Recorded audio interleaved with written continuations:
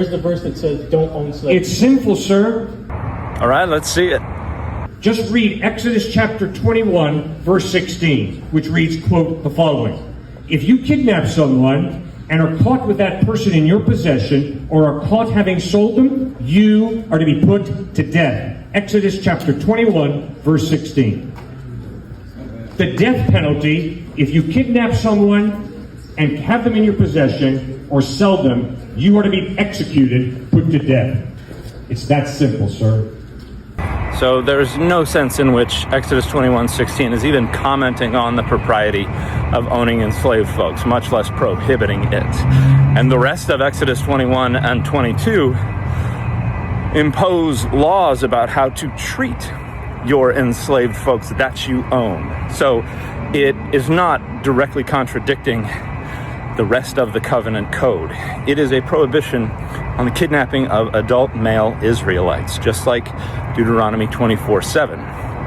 Now, where Deuteronomy 24:7 is much more explicit and refers to the brother of an Israelite, the covenant code just uses the word ish, which is the Hebrew word for man, but this is a term of art in the covenant code, and it refers specifically to an adult male Israelite.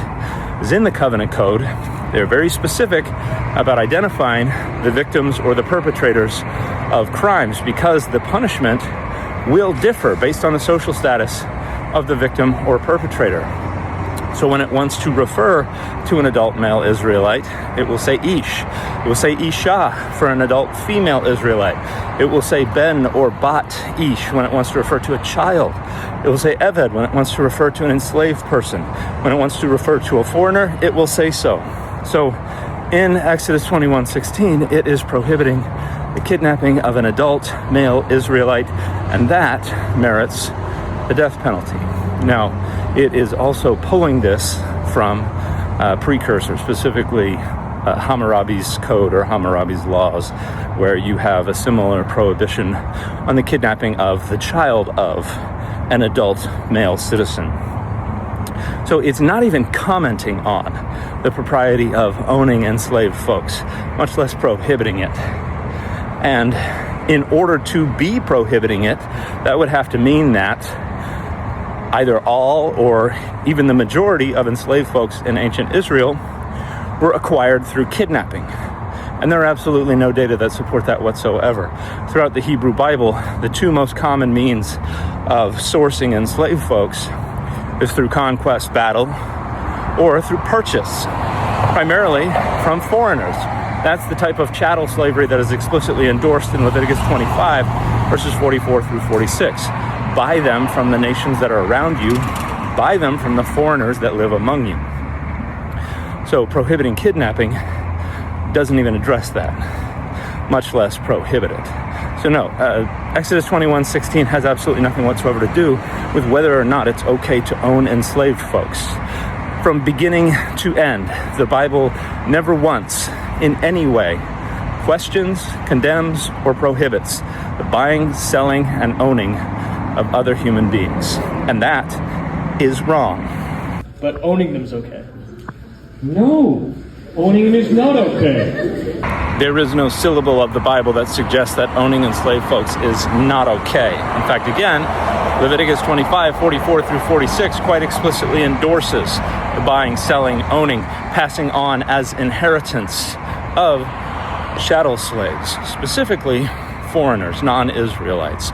Israelite slavery was limited primarily to debt slavery, which was also often not voluntary. A lot of people suggest that it was a voluntary social safety net, and that's just laughably untrue. You can look at 2 Kings 4 for the wife of a prophet who comes to Elisha and says, "Help me, my husband has died and the creditors are at the door to take my children." So debt slavery was not always voluntary, and that was primarily limited to Israelites. Chattel slavery, explicitly endorsed in Leviticus 25. Not a single syllable of the Bible, Hebrew Bible or New Testament, suggests there is anything at all wrong with owning enslaved folks. And divorce is not okay. And greed is not okay. And sexism is not okay.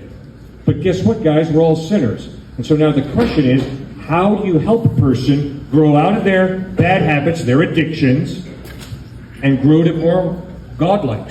So if we throw the owning of an enslaved person onto that list, we've got a couple of things that are said to be bad in parts of the Bible. And then we have a couple of things, namely sexism and the owning of enslaved folks, that are never once said to be bad anywhere in the Bible. Those are things that we decided were bad long after the Bible had been written.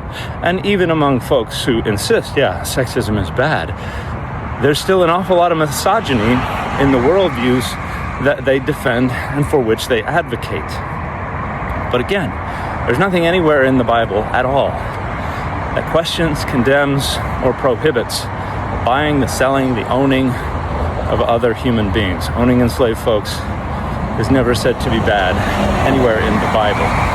And yes, there's a regulation of enslavement in the Bible, just like there is in all societies that practiced slavery.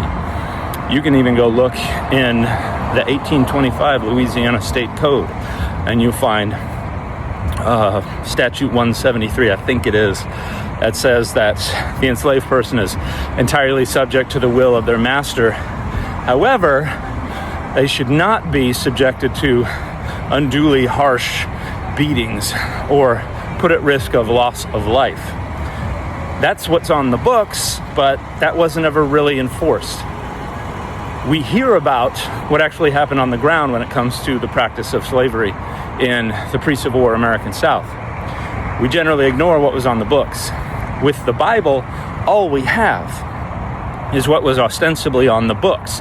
And that raises another question. A lot of scholars believe that the legislation of the Covenant Code of Deuteronomy, of Numbers, of elsewhere, weren't actually enforced. This was propaganda. This was elite scribal practices and exercises. This was not stuff that was actually enforced in a courtroom. And the same is true of the legislative monuments that we find in Mesopotamia. We have them all over the place, set up in public places, and yet we also have lawsuits and court cases, and never once does any of them ever refer to or cite these law codes that were set up publicly, and frequently their rulings diverge from what those law codes say. And the same is likely true of the Bible, and in no small part we can conclude this because the law codes of Exodus and Deuteronomy, or Exodus and Leviticus, or Leviticus and Deuteronomy, frequently contradict each other. And so you couldn't enforce all of these codes at the same time. They had to be either operative in different times, places, and circumstances, or just not operative at all, as most scholars would say, in my opinion, and the opinion of many others. And this was propaganda. These were scribal exercises. This is literature that was preserved not because it actually governed the way society worked, but because it was useful rhetorically. So, no, this video is wildly misinformed, and it is further misinforming the audience that sees this video. None of the claims in here are accurate. This is just weak apologetics. Do better. And the fit for this video has been Hellboy.